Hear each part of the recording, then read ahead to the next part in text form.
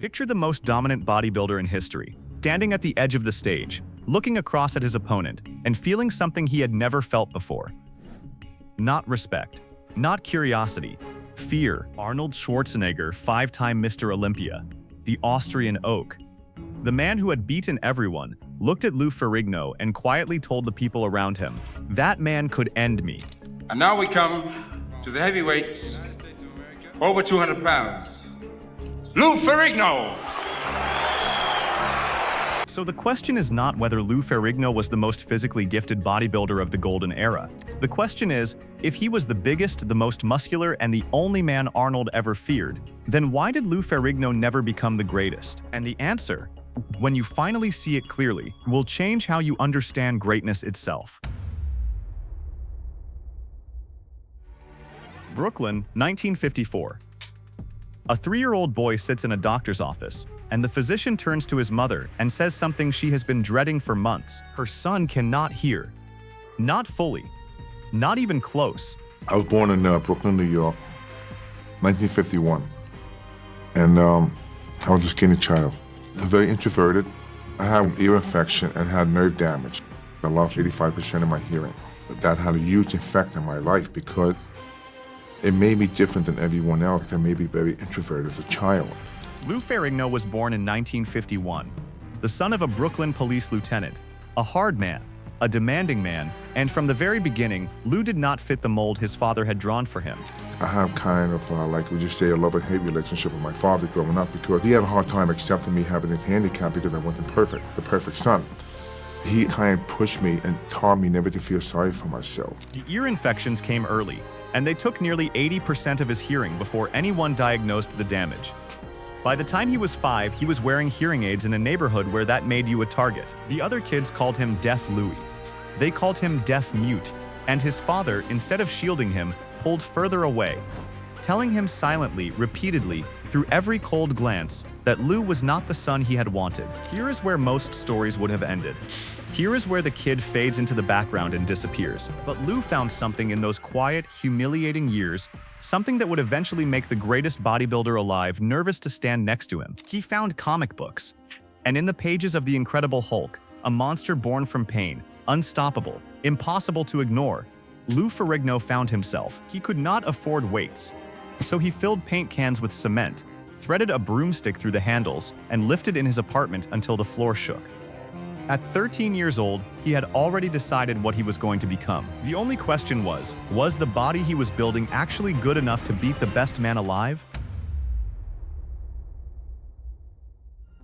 By the time Lou Ferrigno walked into his first IFBB competition at 20 years old, something happened that almost never happens in bodybuilding at that level. The room went quiet. 6 feet 5 inches tall, arms the size of most men's thighs, a back so wide it looked like a wall. Lou Ferrigno did not look like a bodybuilder.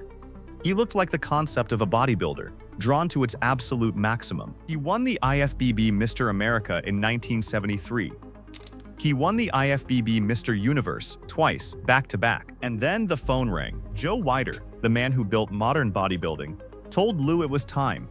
Time to compete at the Mr. Olympia. Time to stand on the same stage as Arnold Schwarzenegger. Now here is something most people do not understand about that moment. Arnold was not just the champion. Arnold had won 5 consecutive Mr. Olympia titles. He had already announced his retirement. He was done, except a filmmaker named George Butler needed a villain for his documentary Pumping Iron, and he paid Arnold $50,000 to come back and compete one final time, which meant that Lou Ferrigno, the kid from Brooklyn with hearing aids and a broomstick barbell, was now the man chosen by Hollywood itself to be the last challenger Arnold Schwarzenegger would ever face. The stage was set in Pretoria, South Africa, 1975. The 11-year history of the Mr. Olympia came down to this, and then something happened the night before the contest, something the cameras caught, that revealed exactly what kind of war this was going to be. The morning of the 1975 Mr. Olympia, Arnold Schwarzenegger sat down across from Lou Ferrigno and his father at the breakfast table. He was relaxed, smiling, warm, and he spent the next 40 minutes slowly, carefully, dismantling every ounce of confidence Lou had spent 2 years building. He told Lou that his conditioning looked off, that the judges had already seen better, that the pressure of a first Olympia would catch up with him by the end of the pose down, and Lou's father, a man Lou had spent his entire life trying to impress, sat across the table nodding, unable to defend his son, unsure what to say. Hey Lou, is this a master plan here this morning? Right? Huh? Yeah, I'm going. Hey, I'm here now for 6 days and nobody invited me for breakfast. This morning they say, come for breakfast with us, Arnold. Come, have a nice breakfast. Arnold later admitted it himself, in a conversation with Tim Ferriss, that he had learned this technique years earlier from watching people at the gym, seeing how vulnerable men become when someone questions what they have built. The thing is, and this is the part that matters, Lou Ferrigno was not psyched out. He was simply not ready. He came in carrying too much size for his frame, unable to achieve the conditioning that Arnold had spent 6 years perfecting. When the judges made their call that night in Pretoria, Arnold Schwarzenegger took the title for the 6th time. Lou finished 3rd, behind even Serge Nubret. Most people remember it as the end of the rivalry. But here is what nobody talks about. It was not the loss that defined Lou Ferrigno's story. It was what he chose to do immediately after. Before we continue, something for every man over 40 watching right now. If you are tired of your body falling behind your drive, there is a completely free training program built for men over 40 who refuse to slow down. Built around exactly what you are learning here. The link is in the description, or scan the QR code on the screen right now. It's completely free to our subscribers, so go and get it now. When Arnold walked away from bodybuilding in 1975, every expert in the sport assumed Lou Ferrigno would finally own the Olympia stage. He was 24 years old. He was the biggest bodybuilder alive. He had nowhere to go but instead, Lou Ferrigno left. He briefly tried professional football with the Toronto Argonauts. He competed in the first ever World's Strongest Man in 1977. He was drifting, searching for the version of himself that bodybuilding alone could not satisfy. And then a television producer named Kenneth Johnson came looking for someone to play a character that Lou had worshipped since childhood. The Incredible Hulk. There was another candidate for the role. You already know his name. Arnold Schwarzenegger was reportedly considered, but at 6'2", he was deemed not physically imposing enough for the character. Lou Ferrigno, at 6'5" and 285 pounds, walked into that audition and said 3 words: "This role is mine." I read a lot of the comic books when I was young, and I knew that he was a great character. To me, he was like a futurist, kind of like King Kong. That he was strong, powerful, he had passion, and that he always was a good guy, and people always really afraid of him, disliked him because of the way he looked. And I knew that I was perfect to play the part, because the way he moved, the way he fought, the way he looked physically. To tell you the truth, I had no acting experience. I did pumping iron, and then I came off from doing pumping iron. I trained for the Miss Olympia competition. And I know that it came natural to me because I love being in front of the camera. The show debuted in 1977 and ran for 5 years. It made Lou Ferrigno the most recognized bodybuilder on the planet, not on a competition stage, but in 50 million living rooms every week. But the bodybuilding world was moving on without him. And there was one title, one specific title, that still had not been placed around his neck. For 17 years, he watched from a distance. And at 41 years old, with the sport transformed almost beyond recognition, Lou Ferrigno decided he was not finished. If you have ever been told that your best years are behind you, hit subscribe, because the next story we are telling on this channel will make you rethink everything you believe about what is possible. Helsinki, Finland. September 1992. The Mr. Olympia stage was controlled by Dorian Yates, a new kind of bodybuilder, a different era entirely.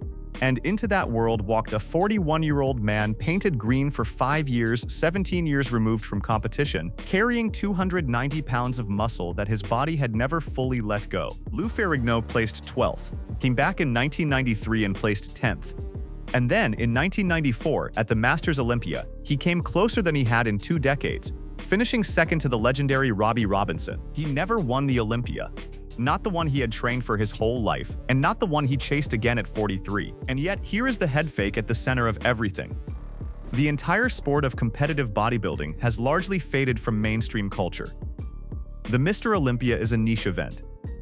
The champions of the 1980s and 1990s are known only to enthusiasts. But Lou Ferrigno?